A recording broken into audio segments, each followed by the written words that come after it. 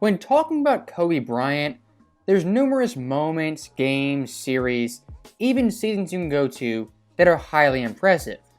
But I think the most definitive Kobe season that really defined his career, changed his career, was 2009. Because up to that point, Kobe, the pressure to win without Shaq was continuously mounting. And by 2009, it had been 4 straight years of complete failure. As in 2005, he missed the playoffs completely. 2006 blew a 3-1 lead. 2007 lost the Suns again. And in 2008, yes, made the finals, but lost the Big Three Celtics. By 2009, Kobe, he was turning 30, and it was quite literally now or never. And from a team perspective, the 2009 Lakers, of course you know they were great, but historically are actually highly underrated. As a Kobe leading them, they won 65 games, which is first in the West, and the third most wins in franchise history. And looking at the 2009 West, adding some more context, there were 6 teams who won 50 or more games, and the 8th and 9th seed both won over 45. For comparison, the 9th seed Suns in the Western Conference would have ranked 5th in the East. That's why winning 65 games in that stacked conference is 100 times more impressive than cracking 60 wins in that year's East. And one more thing I do want to add, in a hyper-competitive conference, winning close games down to the wire games, it's a must for a championship team. And this year LA played 16 games that were decided by 5 points or less. In those games, they went 10-6. The main reason LA was so good in the close games, big time fourth quarter moments, was because of Kobe. As looking at clutch time scoring, he ranked 3rd in the NBA at 4.1 points per game. And for a guy who gets labeled inefficient, his clutch time shooting splits were off the charts, shooting 46% from the field, 40% from 3, and above 90% from the free throw line. And looking at Kobe's overall stats, of course, for Kobe's season, they're still very impressive. And I think the main reason Kobe had a down year stats-wise the regular season was due to his focus on the postseason. As even with quote-unquote down numbers, he still finished 2nd MVP voting, 4th in Defensive Player of the Year, was 1st team All-NBA, and 3rd in scoring. And looking at the first round of the playoffs in the stacked Western Conference, LA was matched up against the 48-win Jazz, who were the 8th seed. Now, what you may be thinking is, okay, an 8th seed, the 1 seed should be favored very, very heavily. But this Jazz team was not your typical 8th seed, as they had an all-star duo of Deron Williams, as well as Carlos Boozer, who had been to the West Finals only 2 years prior. And comparing those rosters, I would argue the 2009 Jazz, in terms of talent, skill, and just well-roundedness, were better than the 2007 Jazz. As by 2009, both Williams and Boozer were in their prime, and the overall team was top 10 in offense and defensive rating. Now, looking at the actual series, Los Angeles would eventually go up 2-1 with Game 4 in Utah. Game 4 and Game 5, to seal the deal, Kobe averaged 34.5 points on 58, 67, and 93 splits. Of course, those stats are just like video game-like numbers. But LA in both those games won by double digits, and Kobe in the fourth quarter took a total of 8 shots in both those games.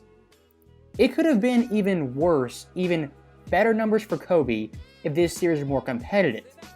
Now, looking at the second round, again, a pretty decent opponent, that being the Houston Rockets, who won 53 games. And just like Utah, were a top 10 defense, ranking 4th in defensive rating, having both Shane Battier and Ron Artest, who were both second team all-defense. And despite having insane defensive efforts versus Kobe, having pictures like these, Kobe in this series still averaged 27.4 points, 5.0 boards, 3.7 assists, 2 steals, on 45-34 and 83 splits. And this Lakers vs. Rockets series, it was the final time we saw a prime Yao Ming actually in the playoffs being healthy, as after Game 3, he'd be out for the entire season. Now, LA up to that point was still up 2-1 with control of the series. But looking at games 4 through 7, it was a pretty odd series, as even down Yao Ming the Rockets still forced a Game 7.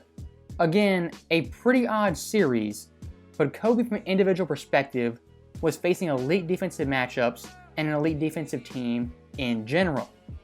And looking ahead to the Western Conference Finals, this in my opinion was Kobe's toughest matchup, as in these West Finals, he played the Denver Nuggets, who won 54 games, being led by Melo, as well as Chauncey Billups, another Hall of Fame coach, that being George Karl. And just like Utah in the first round, Kobe's opponent was a top 10 defense and a top 10 offense. And if you go game by game for this series, it was super competitive and down to the wire virtually every game. As in Game 1 Kobe, he dropped 40 points and in the fourth quarter added 18, only missing one shot. And down the stretch, had numerous big-time buckets and go-ahead free throws with around 30 seconds left. Now, looking ahead to Game 3 with the series tied 1-1, entering the fourth quarter LA was down by 8 points on the road. But in the fourth, Kobe yet again had a big-time performance, scoring a game-high 13 points. And with around a minute left, Kobe had a go-ahead 3 late in the shot clock to give LA a 1-point lead. And just like Game 1, had 2 dagger free throws to seal the deal, giving him 41 points on the game. This Nuggets team, no doubt, was a tough squad led by peak Carmelo Anthony, and after Game 4 of the series was tied 2-2. But in the final 2 games, Kobe would have vintage performances not only as a scorer, but also as a passer. As in those 2 games, he averaged 28.5 points, 9.0 assists, 5.5 boards on 54.5% shooting. And in Game 6, to make his second straight finals, had 35, 10, and 6 on 60% shooting in a game at LA, won by 27 points. What this series really boiled down to was one guy in Kobe being on an absolute mission in the fourth quarters. As looking at his fourth quarter stats, he averaged 10.8 points per game on 50, 43, and 90 splits.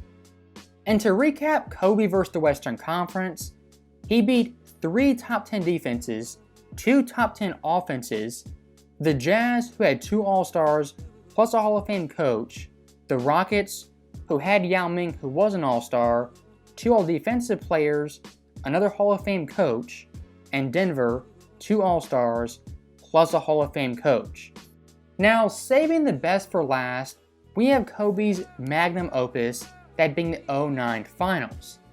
And for this series, he played the Orlando Magic, led by Dwight Howard, Jameer Nelson, and Rashard Lewis, all guys who were All-Stars. And surprising to me, I forgot about this, Orlando this year was the best defensive team in the entire NBA.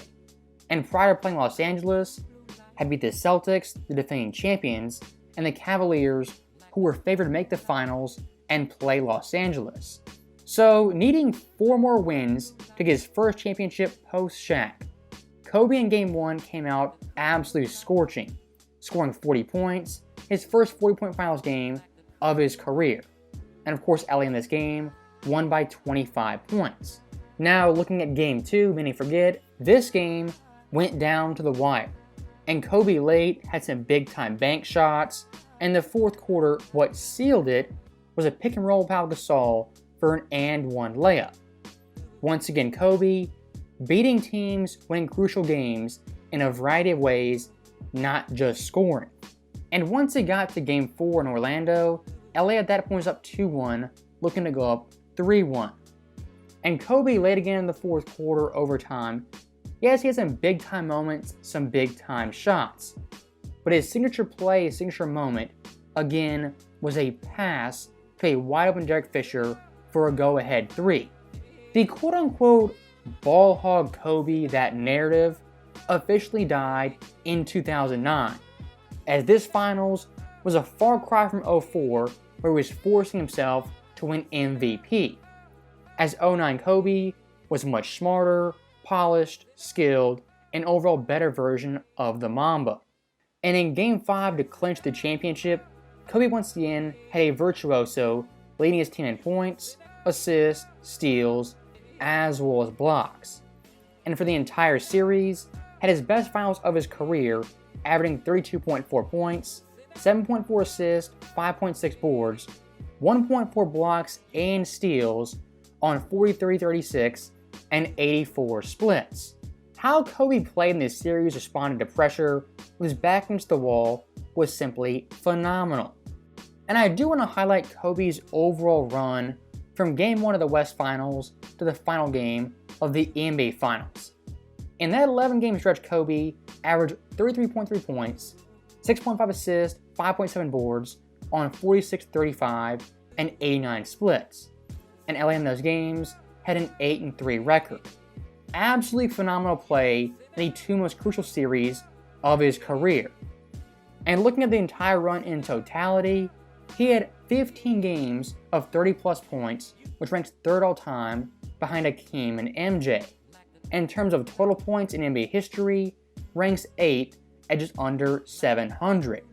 And I think my favorite stat from this run that I do find highly impressive is that Kobe in total averaged 35-5 en route to winning the championship. Up till 2009, the only other player who had done that was Michael Jordan in the early 90s.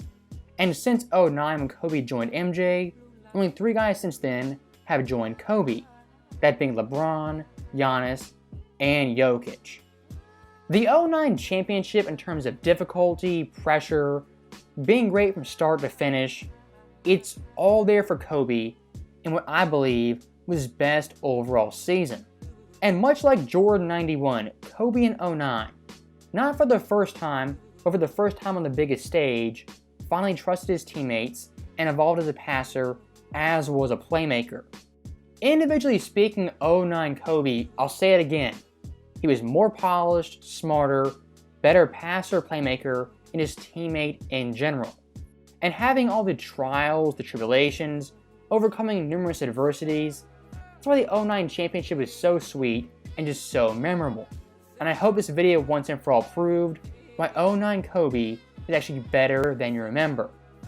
As always, thank you guys for watching, hope you enjoyed it. I'll see you next time.